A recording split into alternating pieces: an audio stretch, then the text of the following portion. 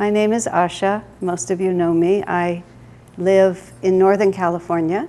I've been part of Ananda since 1969, which is when I first met Swami Kriyananda.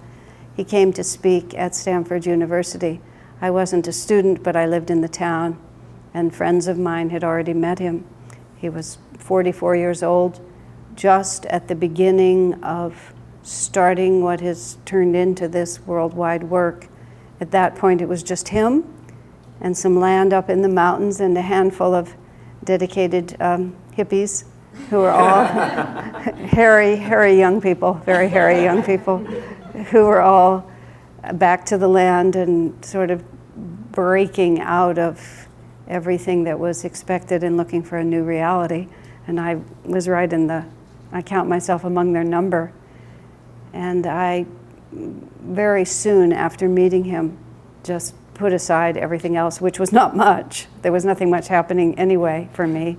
I was really, in a very real sense, just waiting for my life to start. And it really started when I met him and discovered the spiritual path in earnest. I'd been exploring prior to that for a few years, reading and thinking about it and becoming quite convinced that the spiritual life was the true life, and that unless I found a way to build everything else around that, then nothing else was really going to work. It was a very practical point of view from my part, which is I had a profound, overwhelming desire to ensure my own happiness. I had never been unhappy. I had a perfectly supportive and pleasant childhood, but I had this extraordinary concern, which I recognize now was coming from past life experience, that whatever I did, it should be grounded on some reality that would not disappoint.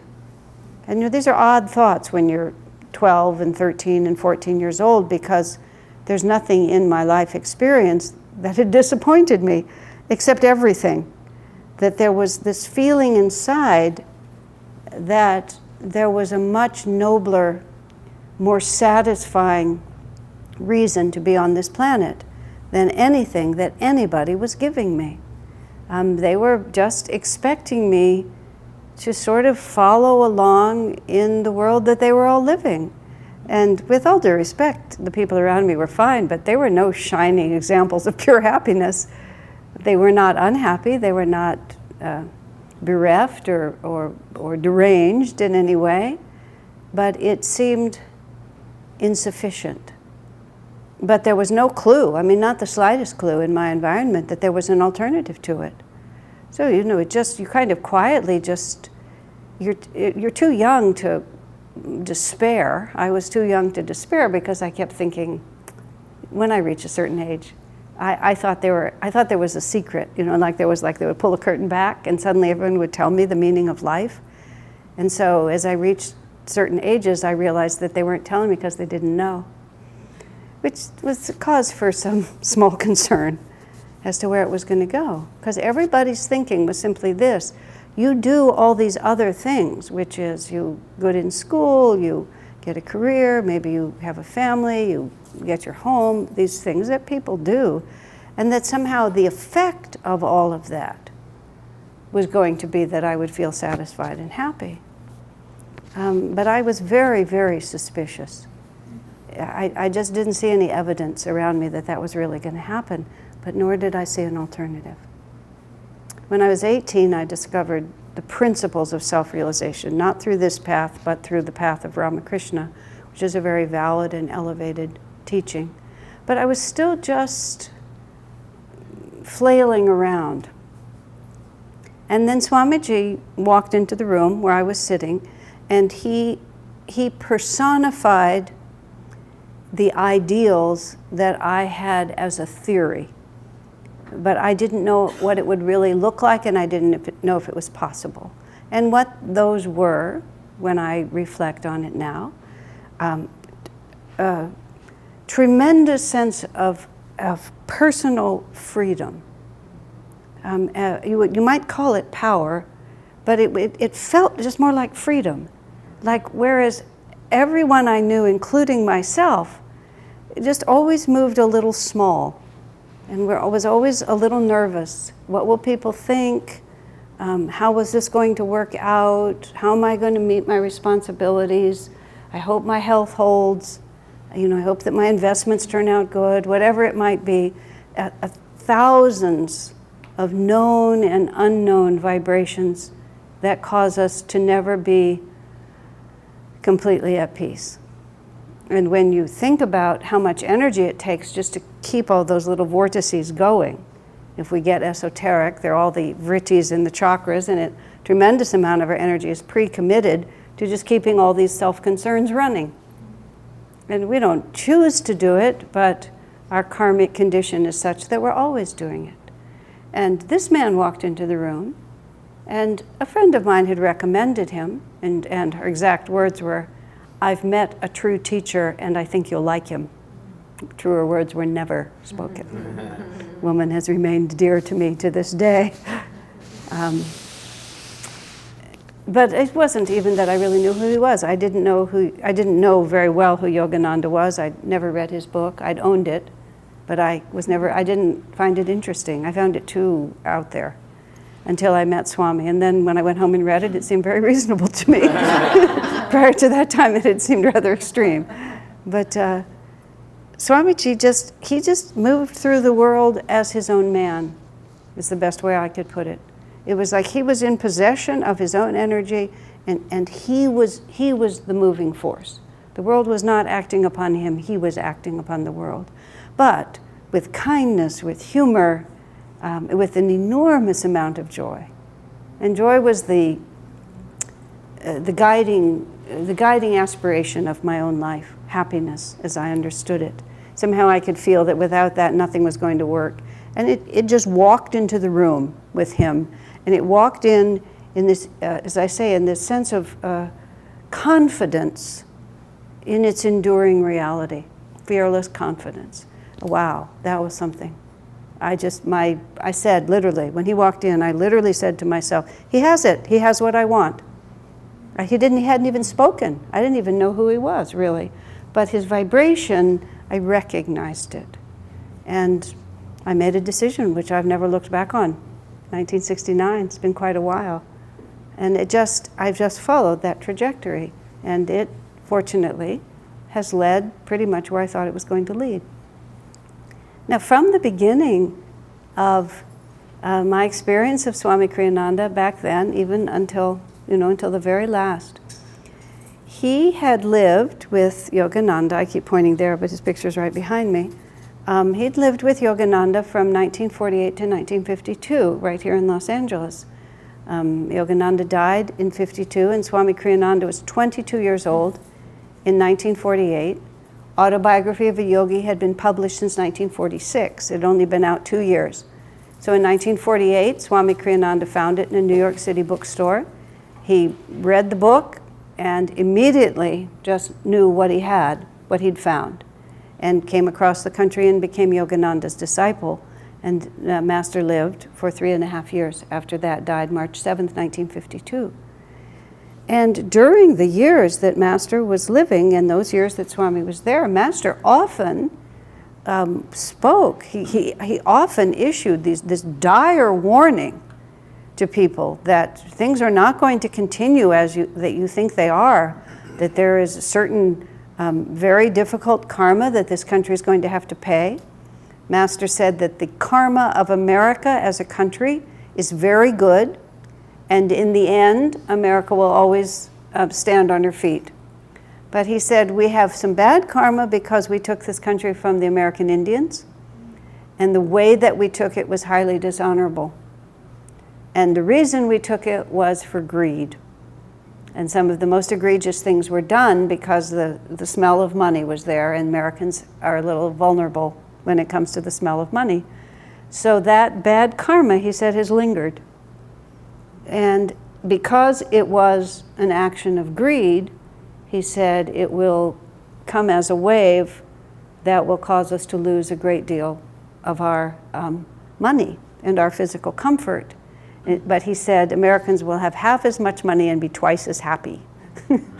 So he said it would be difficult, but in the end it would put our country back where it belongs. But Swamiji said that he would stand, and as Swami described it, he would thunder. You don't know what terrible cataclysm is coming. You need to prepare yourself for these hard times. And he said Master would talk on Sunday and you felt like it was coming on Monday. I mean, this was 1950. We're talking 64 years. A whole generation has come and gone virtually, or most of a generation.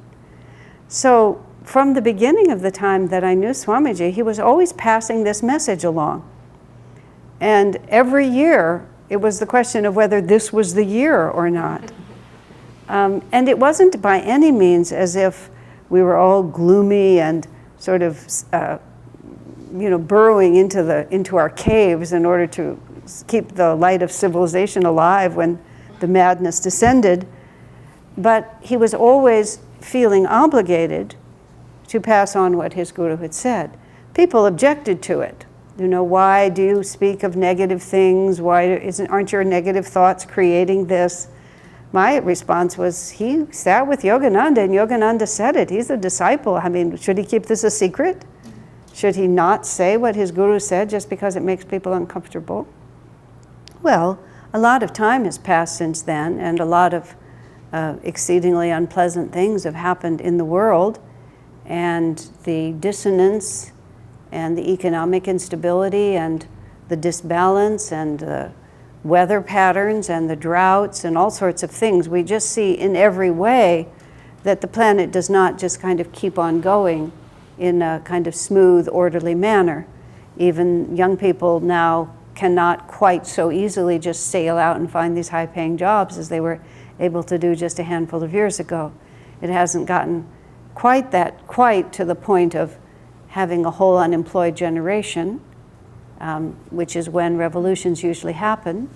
It's when you have a lot of young men who can't find work and don't see a future. That's the field in which revolution happens. That's why you have a lot of that problem in Palestine and places like that, because you have so many powerful young people and they don't have a constructive way to put their energy, so it goes in a destructive way. Now, all of this is, in many ways, history is filled with these experiences. It's not so unusual to live in times where things get disturbed. We're so wealthy and comfortable in this country. Not all of you were born and raised here, so some of you have experiences of another world or have traveled and understand, just how amazingly privileged, what good karma America has. Americans work very hard, and we've had a lot of freedom, and we've used it well. But nonetheless, there is just a wobble in the atmosphere that we're all living in. So the question that we always have to ask is, what's the right response? And the building of Ananda, in many ways, the building of the communities that we have, has always been generated by this thought, has always been influenced by this thought, that a new way of dealing with life and society is needed at this time. That we're not just going to be able to just keep on expanding in the direction that we're going. We need to stop for just a minute and rethink this.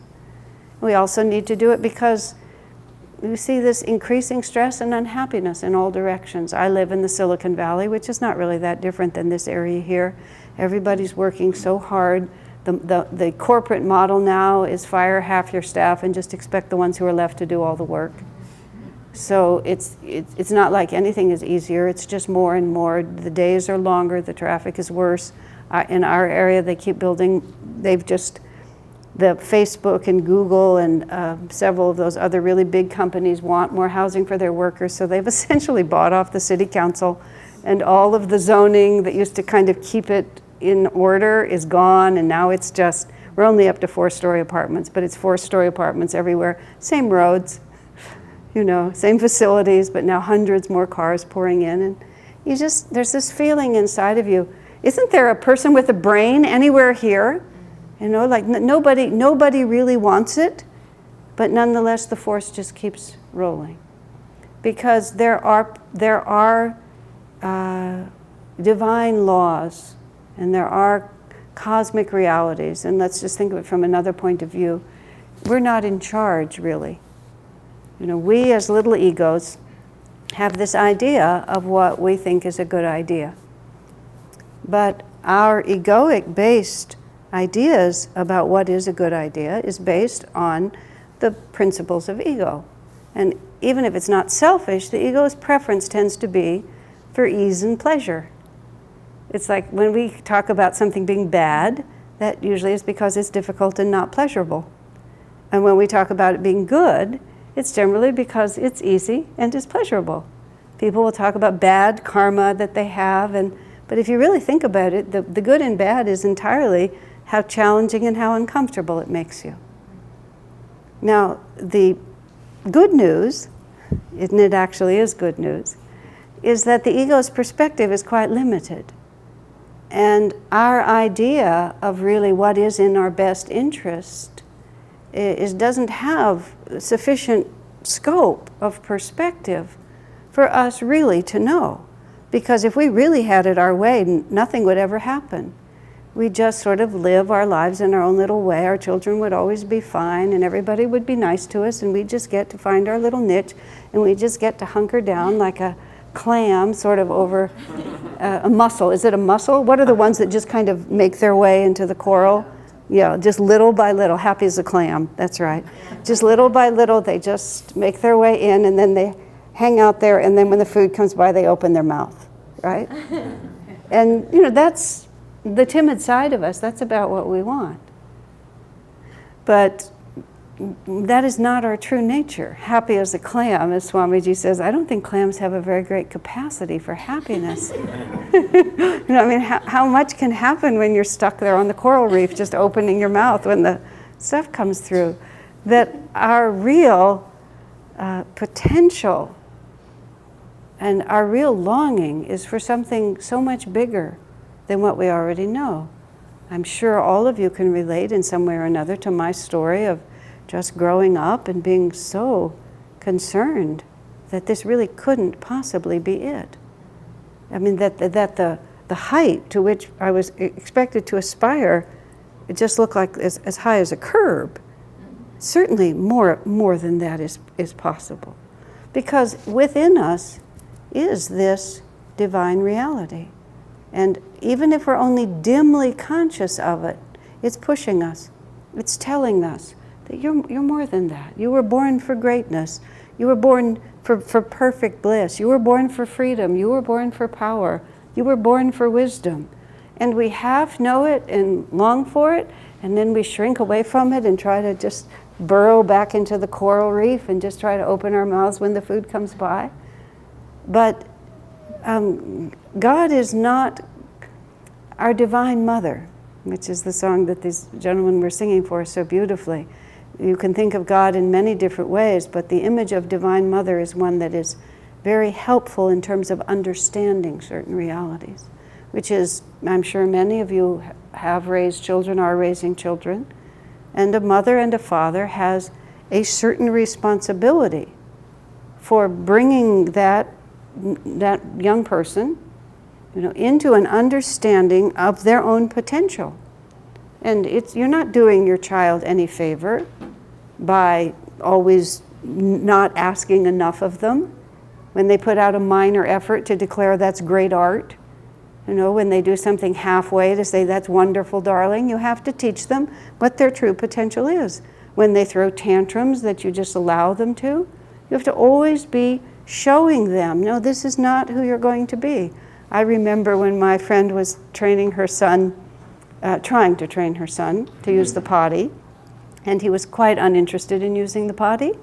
And she said to him, don't you want to be a big boy? The mother's last resort. He said, oh no, I love being a baby. So we both agreed that he would eventually learn to use the potty, but now was not the time. I love being a baby. And we do. We love being babies. We love being comfortable. We love not being challenged. But our souls do not love it. And that little boy did eventually learn to use the potty and became a big boy. It took him a while to decide to be a big boy, but when he made the decision, he made it wholeheartedly.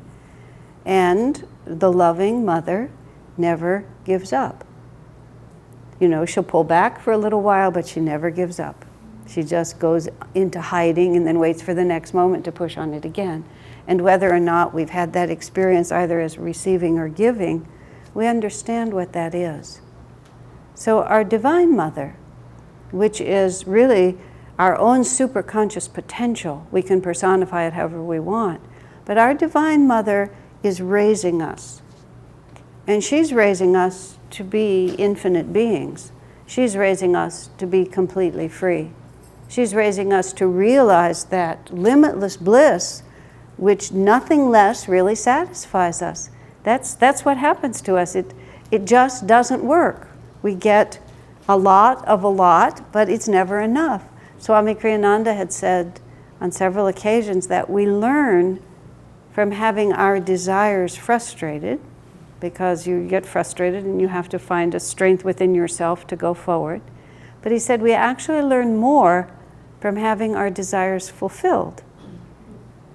And that's why, in the infinite scheme of things, all desires are eventually fulfilled.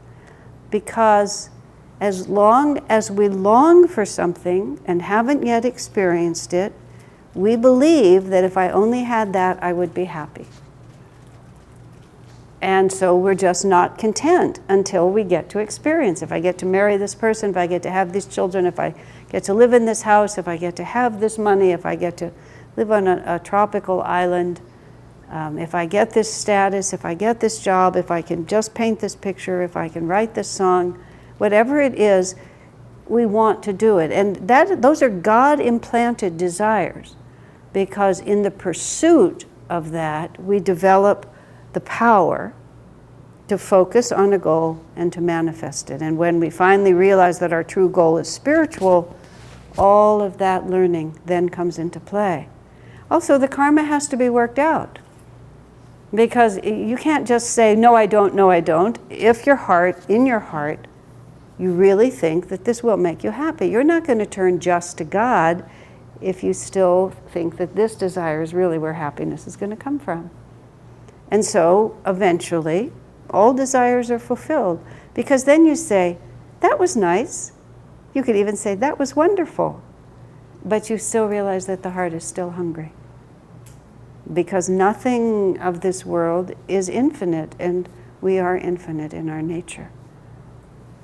So we go through many experiences. All of you have been through your share, I'm sure, of profound challenges in which the ego is tested. And what's tested is, who am I? Where does my happiness come from? What do I really want out of life? Do I want to just be left alone to burrow into the coral? Or do I really want to find out who I am and what I can experience? Do I really want to be free? Do I really want to be unafraid?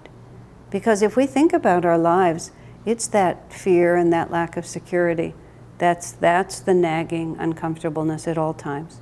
Whether we articulate it or know it or not, it's always this: how will I be able to cope if? Everything is fine unless. We have children, we live in constant fear that something will happen to our children. We're attached to our husbands, to our mothers, wherever we might be. And the problem is, you see, nothing in this world is really secure. Everything can just go away so quickly. I was talking this morning about this is earthquake country. You all know earthquakes. In Northern California, a number of years ago, we had a really significant one. Wow, even the earth really won't stay there at all times. Every so often the earth itself gets in a mood and has a little spasm, and just your whole construct of life goes away. I mean, natural forces are amazing. You live close to the ocean, you're sitting there watching the ocean, and most of the time it follows the rules. It just kind of comes in a little and goes back, and comes in a little and goes back. But if it makes up its mind to come a mile into the beach, it really won't care whether you like it or not. You know, there are hurricanes, winds, fire. And then we have this other strange reality that we're working with now, which is, I don't know, the demons are in charge in a very real sense. We just seem to have madmen and mad women who are running all kinds of things for the detriment of everyone. Isn't it so confusing to people of goodwill, isn't it? I remember when I first went to India for the first time and just was riding in the night looking out the window, and it was the first time I had been out of the United States, well, out of the Western world. And it was just looking at overpopulation and extreme poverty and illiteracy and just all the things that are just common outside of this country. You just don't see anything like that here. And I thought to myself, wow, all of these problems could be solved. It's not like we don't have the resources or the technology. It could be solved in a heartbeat, but nobody wants to. I mean, collectively, people really don't want to. It's just we don't have the national, the international, the global will to do it. The only thing that is really going to change anything is if people have a change of consciousness. And it really reinforced, I was already deeply dedicated to what I'm doing. But I realized everything that I feel in this world that needs to be shifted must begin with the individual and the human heart.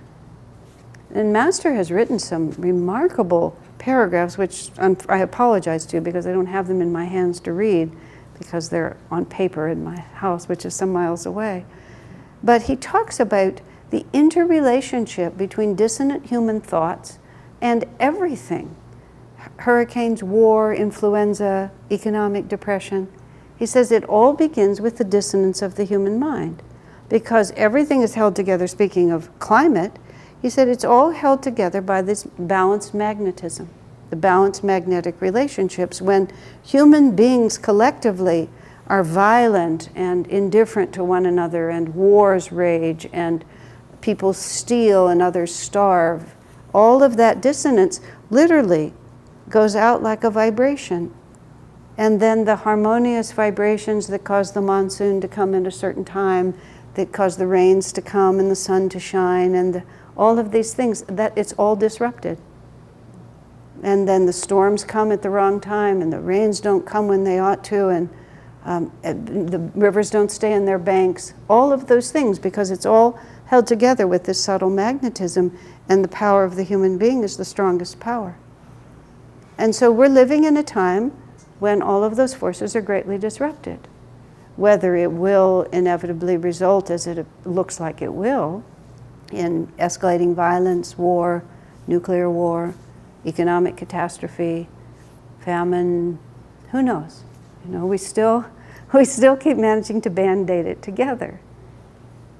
But the first thing to understand about all of this is that this is not a matter of human will, that there is a divine process.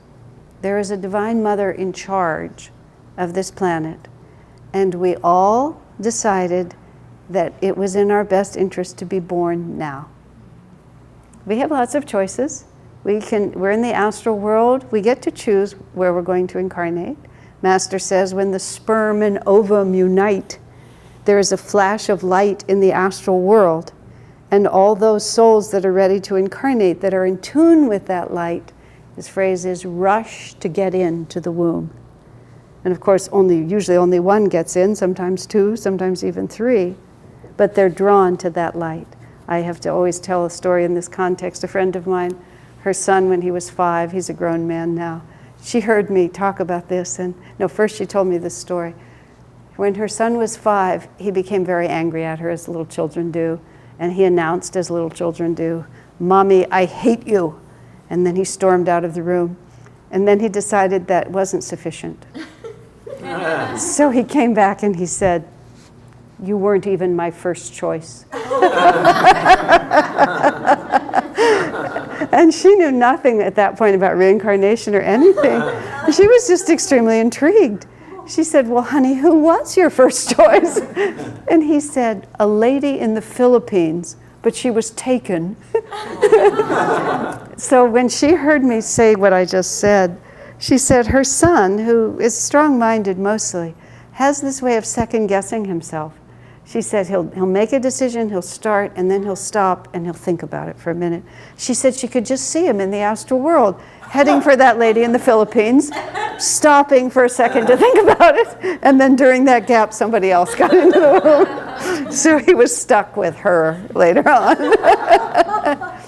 But the point is, that even though we don't remember, we are engaged in a very long and very beautiful, although often challenging process of soul evolution. This incarnation that we're living, which seems it just dominates our awareness so completely that we can only dimly intuit what came before, and we can only dimly imagine what's going to come after. But in fact, this is literally like little children reach the point when they can read chapter books. It's a really big thing when you get old enough to read a chapter book.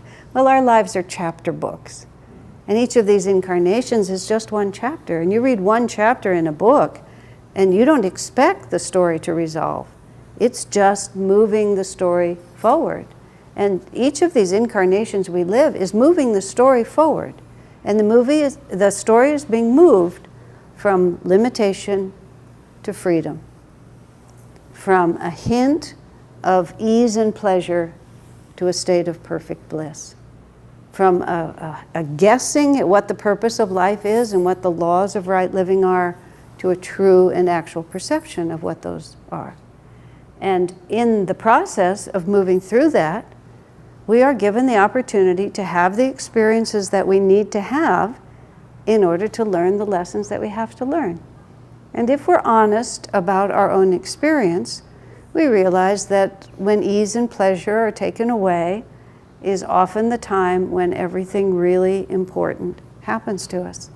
We may have a total tantrum about it in one way or another. We may cry our eyes out about all that difficulty. But if we watch carefully, we observe that suffering is the way that Divine Mother gets us to understand. In the same way that a mother has to discipline her child, a father has to discipline his child, even if the child is enraged about it. You can't not do it, because consequences have to be offered and lessons need to be learned. Now, the great power of the spiritual path is that it gives us a context in which to experience the world we're living in. Instead of it just being a bunch of madmen and crazy people running around doing utterly bizarre things, I say it to myself this way: it must have seemed like a good idea to incarnate at this time. It doesn't seem like a good idea all the time now, but I must have known what I was doing, and I must have had a good reason, and I become interested in what that good reason might be. Now, the primary good reason that we ever incarnate is not just to live our lives out in a completely external way, but to use whatever experiences we're having to become deeper and deeper in our awareness of who and what we really are. Why am I here, and how can I really live this life?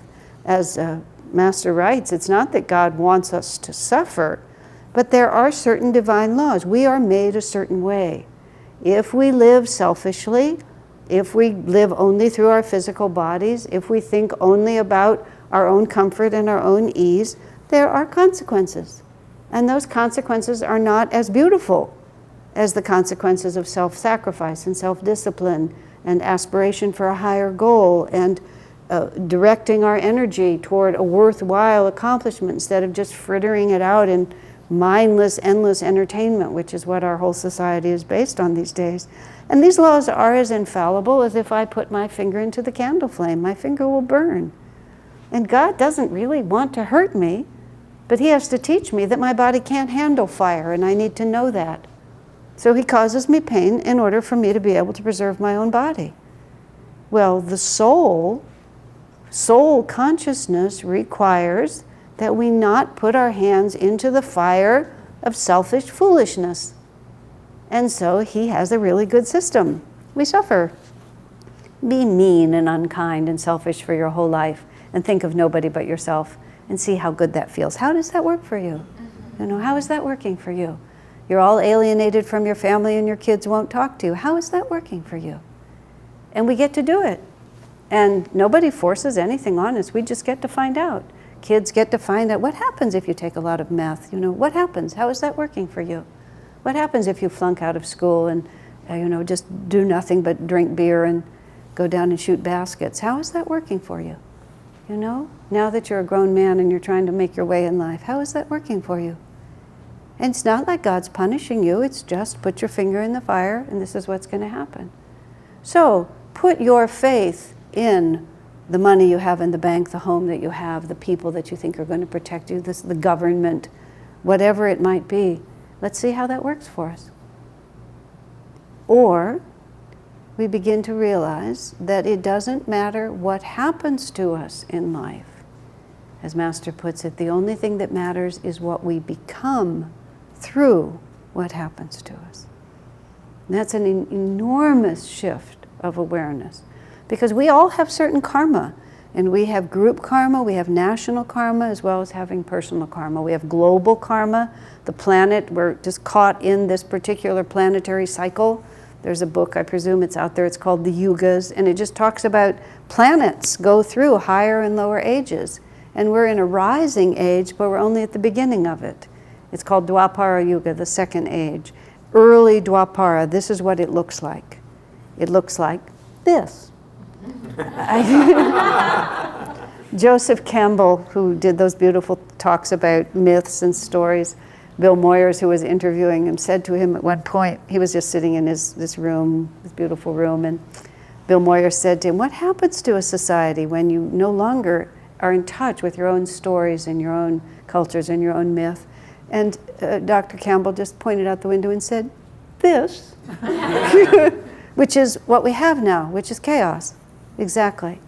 And I can get really, really irate about it. I can get irate about the public school system, about the greed on Wall Street, about this and about that, and then I just, I breathe out, I say, early Dwapara, what did you expect? If you didn't want to experience it, you should have stayed in the astral world until it got better. Swami, Master came, and then he brought Swami, and then Swami dragged all the rest of us with him. I was sitting with Swamiji once many years ago. Toward the end of his life, Swami conceded that he would probably come back because as he put it, he didn't want to come back. Once he was freed from this world, he really didn't want to come back. But then he said things like, but I know myself. I know I'm going to start essentially worrying about all of you, and I'm going to come back and help you. But we were sitting together in a restaurant, and I just, in making conversation, I said, sir, the next time we incarnate, why don't we wait till let's go to a planet where it's a little more elevated than this planet. Swami said, I never intend to come back, just like that. But later he modified it. But he said, even in higher ages, he said, it's still just the material plane, it's not the infinite. He said, but this I loved, he said, but people like us are in charge. I said, so the whole planet is like Ananda? He said, yes. I mean, that's a nice thought, isn't it? But nonetheless, it's still the material plane, and we're still not completely free if we're still caught in our bodies and looking for the ego for satisfaction. So we get to choose. We get to try to wiggle into the coral and hang on and be as small as possible and just open our mouth when the food comes by and wait until the Titanic hits the coral and breaks it apart and we're suddenly rolling around. Well, this is the way I like to think about it. We can either expand our consciousness because we have a vision of the light and we're so inspired that we run toward that. Or we can stand in place and wait until our fanny catches fire. And then we can run forward because we're running from the flames. And a lot of people will stand in one place until the behind catches fire, and then they'll start moving, right? So either way, we're going to have to move because our own inner nature is not really going to let us just settle down there and burrow into the coral. It's just not going to happen. So do we participate? Do we become willing and eager and try to stay in front of Divine Mother absolutely kicking us? Or do we just cling and then have to be jerked step by step? So Swamiji and Master's raging incentive, you really need to pull your energy together because you're not going to be able to just be at ease and comfortable forever. 64 years have gone by, since Master, 62 years since Master died, so a lot of time has passed. But the question in our hearts is, why am I here and what am I doing? And even without the world collapsing around us, our own little worlds collapse almost every day. In one way or another. Life is a constant struggle against traffic and noise and disappointment. And every day we get to make a decision like, what am I going to do about that? Am I just going to make it home and turn on the television and, get out a beer and just sit? I haven't drunk since I was 18 years old. I had one, 6-month period. I like my own mind too much. I just never enjoyed shifting my mind. This is just completely off the subject, but I was driving home from Ananda village one night at 2 a.m, because we would have programs up there, which was 4 hours from where I live, and then I'd have to do Sunday service. So I did a lot of 10 to 2 a.m. trips from Ananda village, and I was on a completely empty highway, and it was very rough. So I kept changing lanes like this. Policeman comes and stops me like this. And then he starts asking me questions, like who's the president of the United States and stuff like that. It's just really strange. And I was so far out of my mind. I looked at him and I said, "Oh, you think I'm drunk?" Because I was going like this down the road. I said, "I haven't had a drink since 1966, I said. And I looked at him and I said, "You weren't even born in 66, were you?" And then he became totally convinced that I was fine, and he let me go on my way.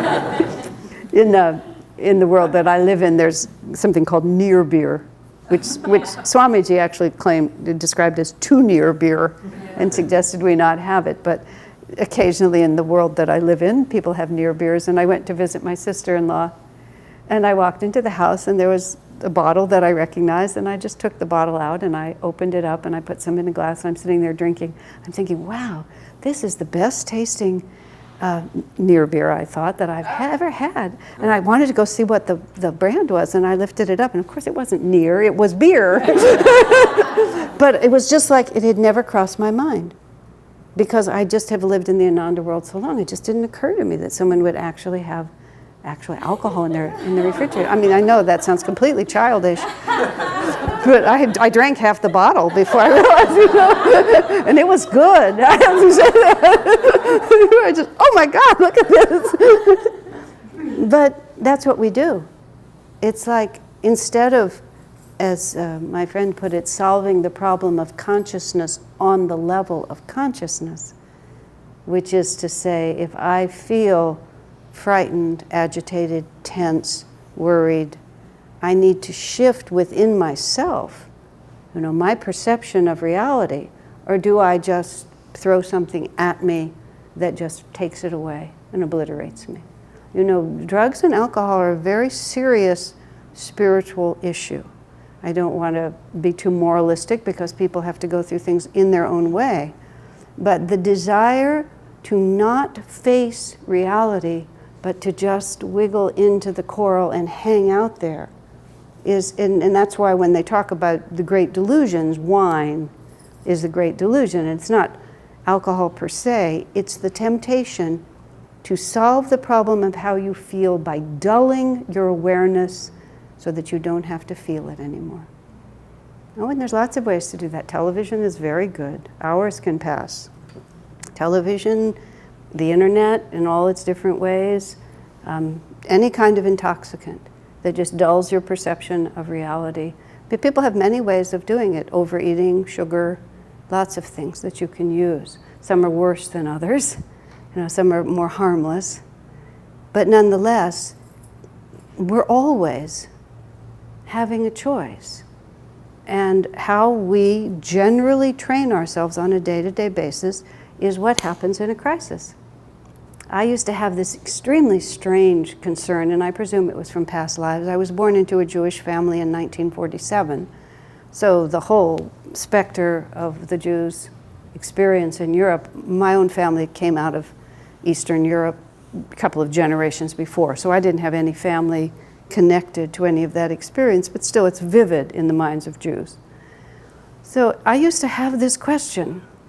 And it was not even if, it was always when I am in the concentration camp. It's an amazing, it's actually spiritually very stimulating to be part of a persecuted minority.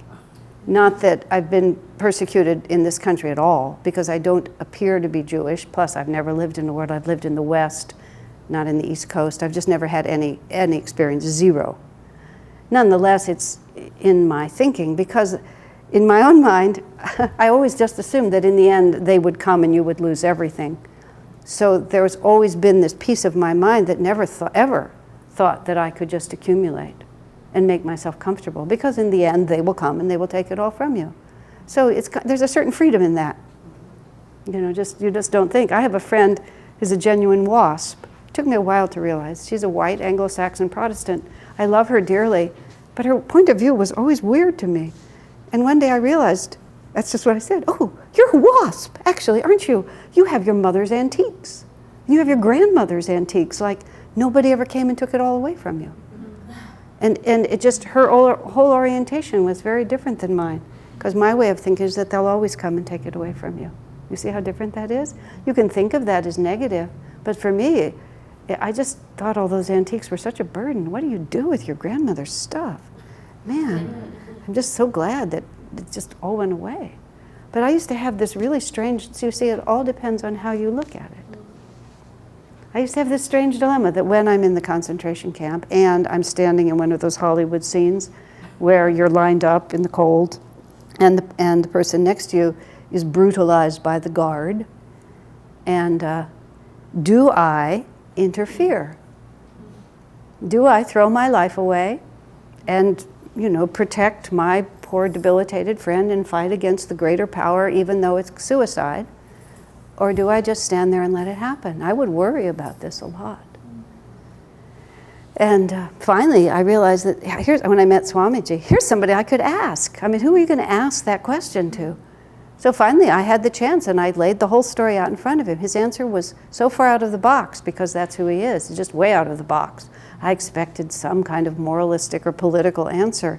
His answer was, well, you really don't know which is going to be better, because maybe if you interfere, you're going to cause everybody to be hurt.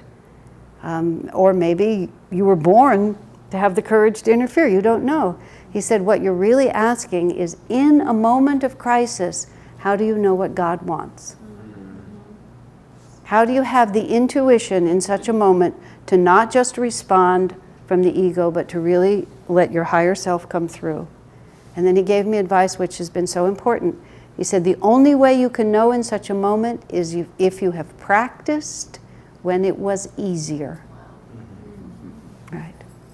Because we all think that, and then I'll start, but you won't. You'll fall into whatever habit you have in that moment. But you have to practice all the time.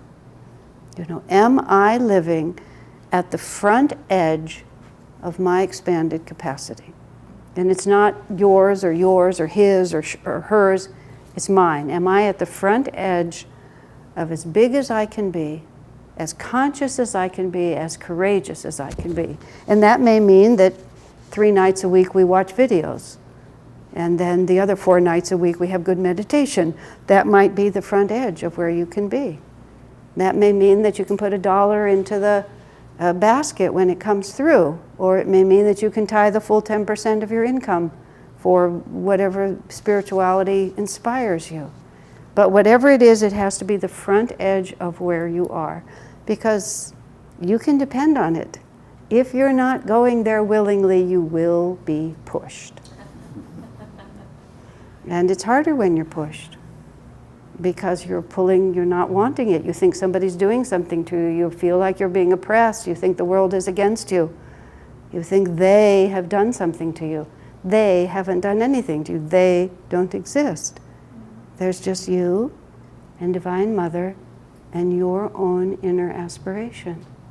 And how much we wait until circumstances compel us, and a lot of common sense says that circumstances are going to compel us, or how far do we want to be at the front edge of this? And I'm not talking here about organic gardening or safe havens out of the city or things like that. Those are all good discussions, but that's not what I'm talking about. Because all it really comes down to is your own inner consciousness.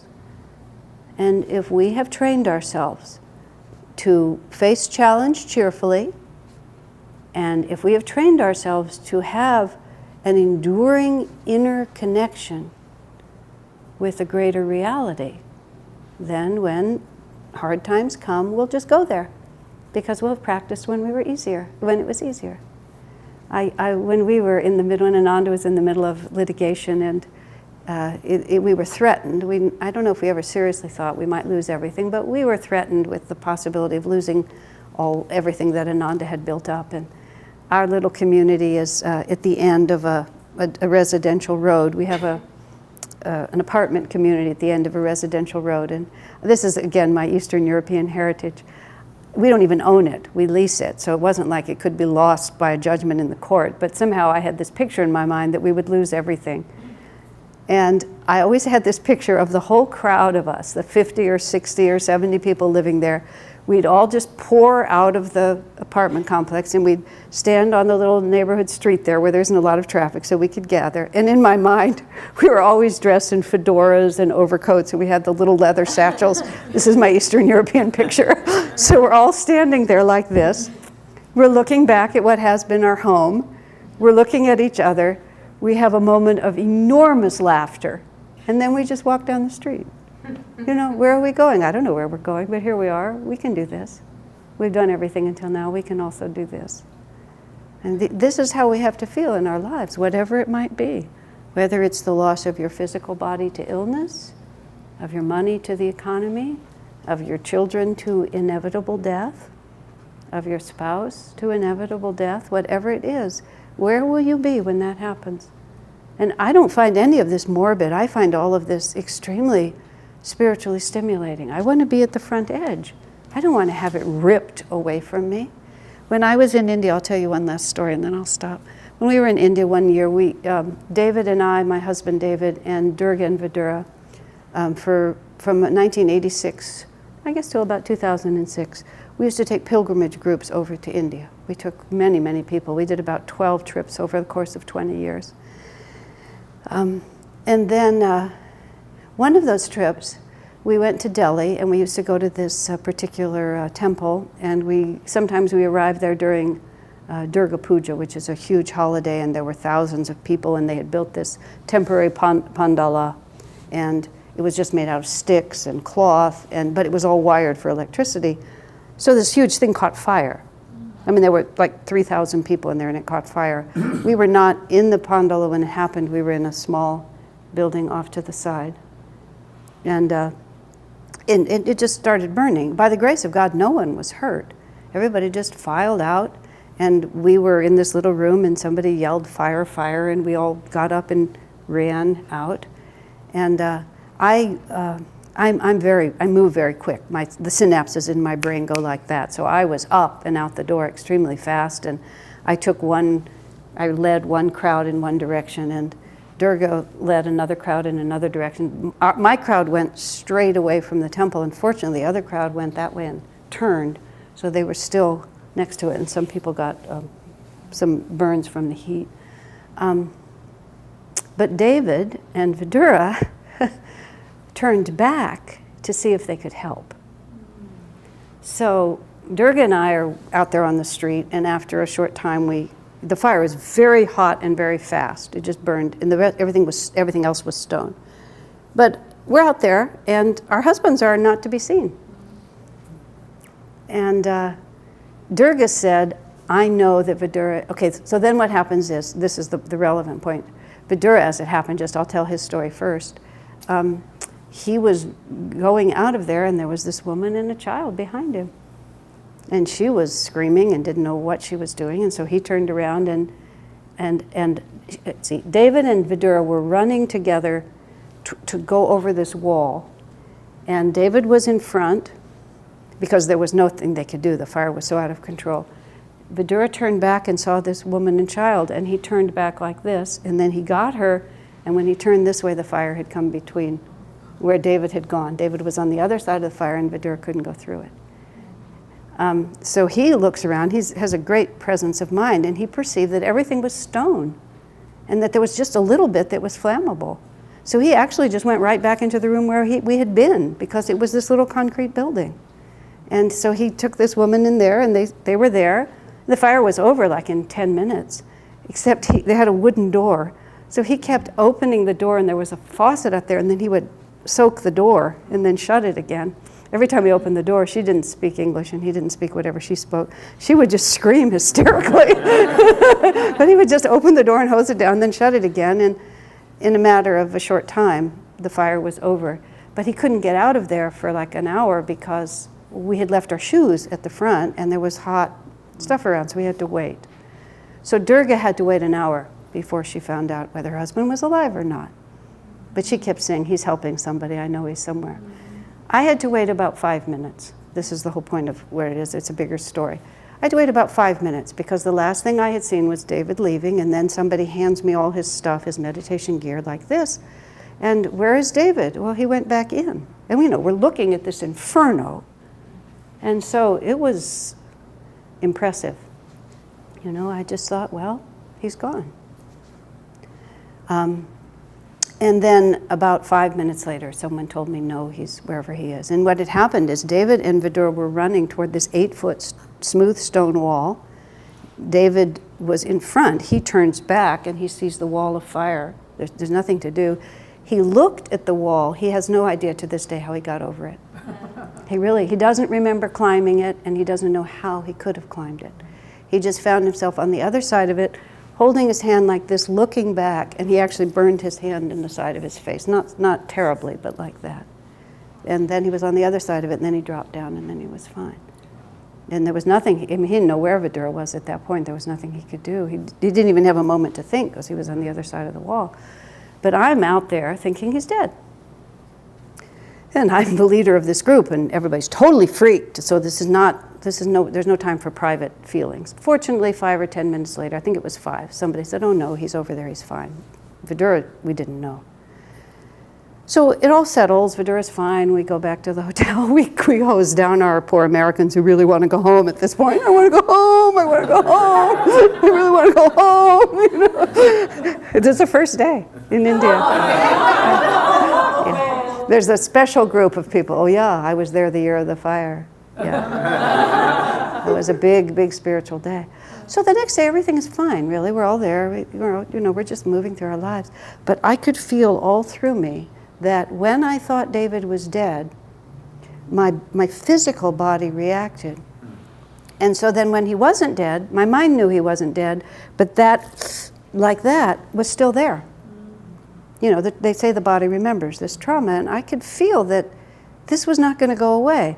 So I had, and I'm finally getting to the point here.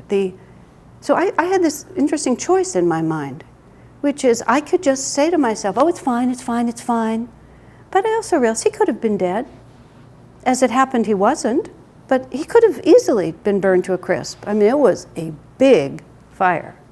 It just could have been gone. So I could comfort myself with what I essentially just said was a lie, which is he's fine, he'll always be fine. But no, of course not. Anything could happen. At any moment, something could happen. So we went to the Gandhi Memorial, and part of the reason I know this is there's a photograph of me sitting under a tree there meditating, and really it's a very magnetic photograph. Every time I look at it, I think, wow, because I was sitting there meditating, and I thought to myself, I don't want to comfort myself with a lie. I want to step to the front edge of this. Okay, so God didn't burn him to a crisp this time, but he could next time. It could happen so easily. So I want to be ready. So I just sat in meditation, and I just went, let's imagine, instead of my finding out that he was okay, that he actually had died. And then I just started running the whole thing. Okay, what would happen next? What would happen next? Should I have him cremated in India? Should I send the body back home? Who do I call? His sister, his mother? Who do I tell? How do I tell them? Maybe we should just go to Varanasi and cremate him right there on the Ghat, and just put all the ashes in the river. Would that be what he'd really want? And I just followed it all the way back. I went back to our community. We held a memorial service in my imagination. I went to his closet, I started going through the shirts, I started thinking about, who would like his different shirts. He had very nice shirts. Who would like, that flowered one, this one. And when I was giving away his shirts, I thought, I think that's enough. But I really did it. Because what will it serve us to try to ease our pain by dulling our awareness? We have to practice when it's easier. It's just as simple as that. Nobody will force us to. But eventually we have to, because that's where we're going. Our own hearts will not be content until they have embraced infinity. So, do we have any questions or comments or thoughts before we call it a night? Yes, Rose? Are you stretching or are you asking a question? I'm asking. Okay. Commenting. It almost sounds like what Swami or Master, again, I get it all confused who said what, but at the end of the day, before we go to bed, to make this visual bonfire of all our attachments and throw everything into that bonfire. That's exactly true.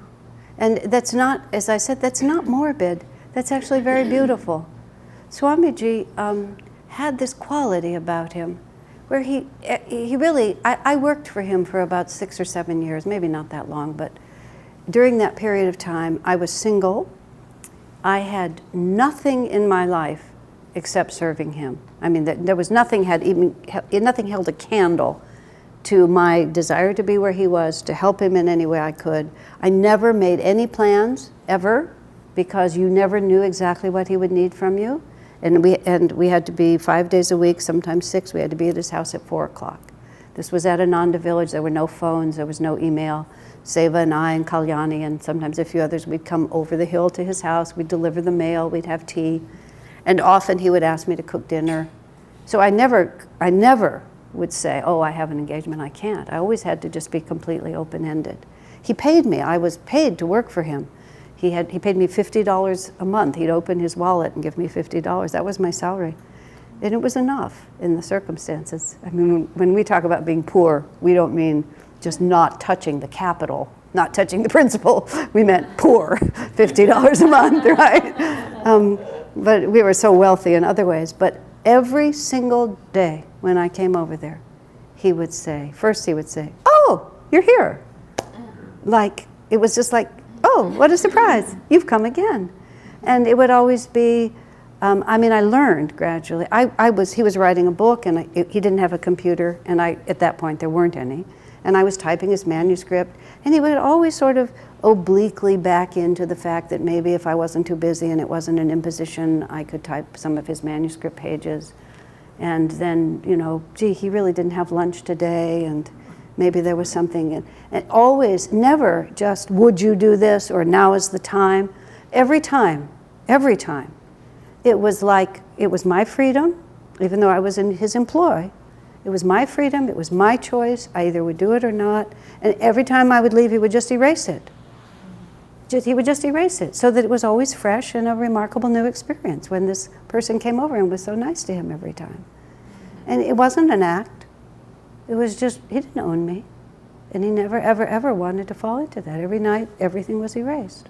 I mean, just think about that. That also, because think of the inner freedom.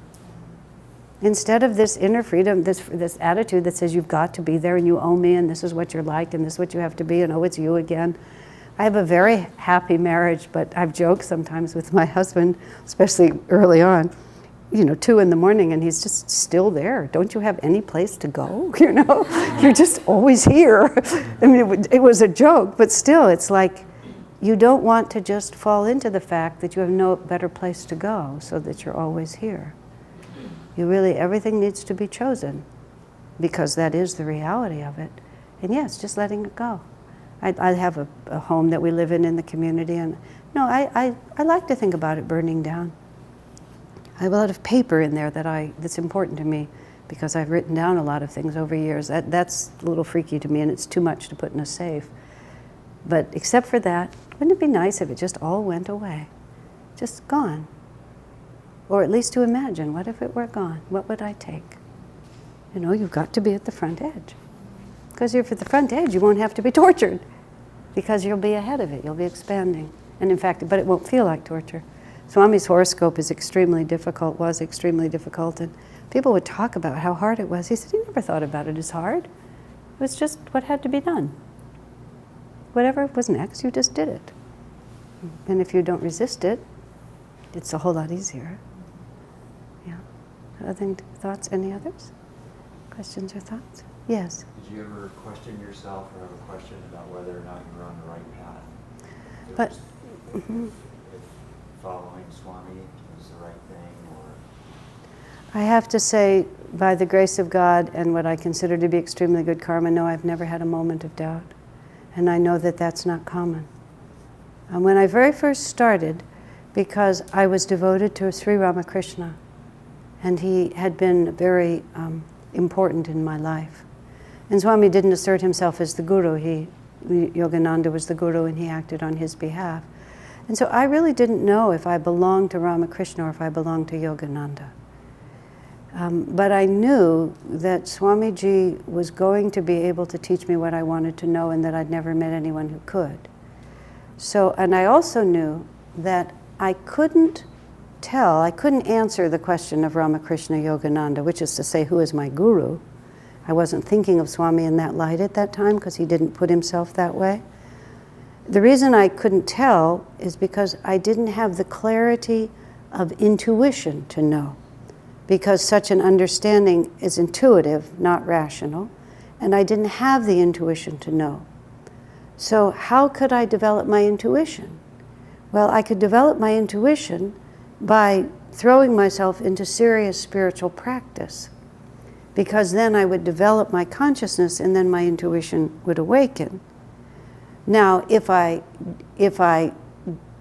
followed Swamiji, but always with maybe this is right, maybe this is wrong, and I don't really give myself to this spiritual practice, then I won't develop the intuition to know. So the only way that the question could be answered was for me to wholeheartedly give myself to what was in front of me, with the understanding that this is a true teaching, and these masters are not competing, they're not keeping score. If I don't belong here, then if I act as if I do, and I do the practices with my whole heart, my intuition will increase, and then I will know. And so that was the only way to know, was to put aside my doubt and behave as if I didn't have any. And about a year after I was living at Ananda, I literally woke up one morning. I said, of course you belong to this path. What are you thinking? And it was just, I never gave it a thought in between. I just did what I was sure of and left what I wasn't sure of off to the side. And what I was sure of was this is a true path, and this will awaken me. And what happens after that, how can I know? Because I'll be more awakened at that point, and then I'll know. But by the grace of God, I've just never doubted. I've never doubted, not for a split second. And I probably spent a lot of lives doubting, because you don't get that kind of confidence for nothing. And there's also never been a day that I haven't understood how fortunate I am to be on a spiritual path, and have been grateful for it. Not every day has been easy or happy. When we were going through all that litigation, those were terrible years. I remember saying to my husband at one point, thank God I've had other experience but this. If this was my only experience of the path, it would be pretty gruesome. But those were just bad years. And they passed, but still, it never elevated to the point of I thought I shouldn't be doing it. I thought this is just a very unpleasant period in a wonderful life. And that's just the way it goes. You see, there's difference. Ease and pleasure is not the sign of whether something is right. Doubt is tricky, because doubt holds you outside, and as long as you stand outside, you don't develop, and as long as you develop, you don't know. So at some point, you have to believe enough to be able to put yourself into it, and then just leave it to God and Guru to sort it out for you. That's what I said. I basically said to Ramakrishna and Yogananda, okay guys, you sort it out. When you're ready to tell me, you tell me. And they did. Fair enough. Anything else? Any other questions? I just would add one thing. When I started in with Swamiji back there in '69, I moved in 71. I didn't know that I would spend the rest of my life there, because I just didn't know. Nothing. I was too young, and everything that I had done so far had just petered out on me. So I didn't know that this wouldn't, but I knew that it was right, absolutely right for now. But I didn't know that it would either. The same thing, let's just go 100%, and that's the only way I'll be able to find out. You see, what all that's predicated on is confidence in oneself. Doubt is usually is lack of confidence in oneself. When at the end of Jesus' life, when he told them to eat my body and drink my blood, and the disciples said, this is how the Bible puts it, the disciples said one to another, "This is a hard teaching." You know, if I told you that we need to kill chickens and then spread their blood around this room, and you all would walk out and she'd say, "That's one wacky woman." I mean, that was essentially what Jesus was saying, and his disciples who'd been with him for a long time just thought, this is just crazy. And many of them left him at that point. Now, Master explains it most interestingly. Jesus knew that his life was going to end very soon, and it was going to end in the crucifixion, and it was going to be tough. And all of the disciples would be terrified that they would be crucified. It was going to be a really hard time.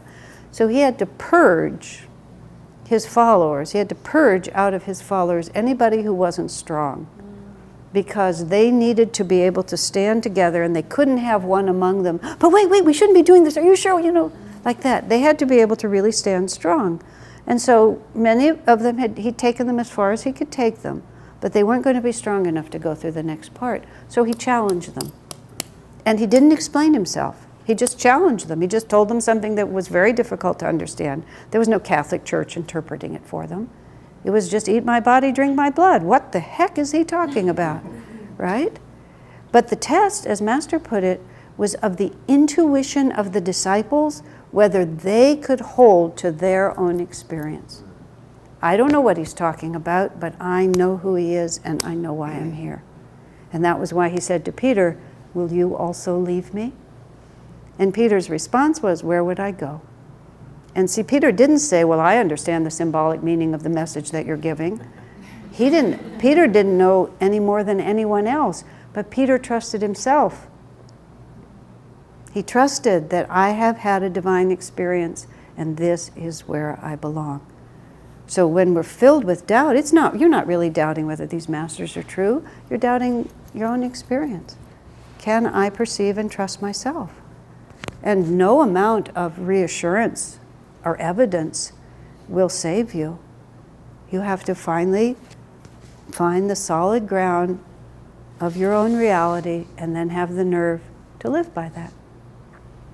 And it's not easy. But once you find that, where would I go?